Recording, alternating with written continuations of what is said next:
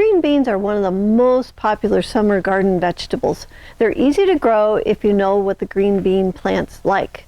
So today I'd like to share with you how to successfully start green beans in the garden and what varieties that I like to grow. Now, this planting method that I'm going to show you will work for all types of green beans. Green beans come in bush varieties and in pole varieties, so it's important to know which type you are growing before you plant them in the garden. So the pole varieties, they're going to need to grow on a fence or a trellis. Now for the bush varieties, I like to grow Provider, which is green. The Royal Burgundy is a purple variety, and Rodcore is a yellow green bean. Now for my pole beans, my favorite variety is Cobra, which makes green beans. Here are my 5 steps to successfully starting green beans in the garden. All right, number 1 is start time. It's important to start the plants at the right time. Green beans like warm soil, and the seeds can rot if you start them too early. So the plants are also frost tender and will not take a frost, so it's best to wait until you are on or past your last average frost date before you start the green bean seeds.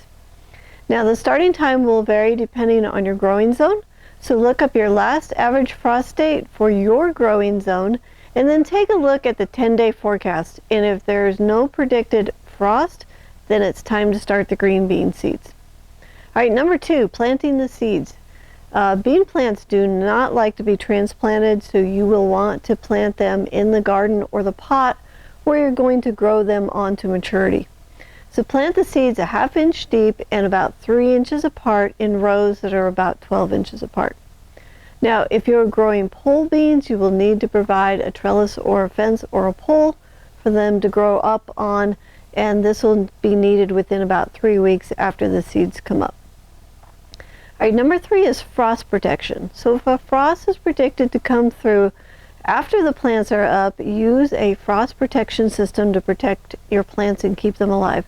So I'll put a link in the description below of some of our frost protection videos so that you can go and watch those and create a system for your green beans. All right, number 4 is feeding your green bean plants. So green beans are nitrogen givers. That means they will actually collect nitrogen from the air and put it in the root nodules in the ground. So if you overfeed the plants, they can get too much nitrogen and then the plants can die. So what I will do is I will amend the soil with some fruit and flower fertilizer, which is low in nitrogen, before I plant the green bean seeds, and then I will not feed the plants during the growing season at all. So Fox Farm Fruit and Flower Fertilizer is my favorite. I'll put a link in the description below if you want to get some of that. And if you can't find that or you want to make your own, you can use our homemade tomato fertilizer recipe. I'll put the link in the description below for you to get the recipe. It works great for green bean plants as well as tomatoes. All right, number 5 is water. Green bean plants are sensitive to overwatering, so try to grow your bean plants on the dry side to keep them from rotting off. You know, green beans are a wonderful addition to any summer garden, and if you want to see us grow green beans in the garden, you can jump into our High Performance Garden Show.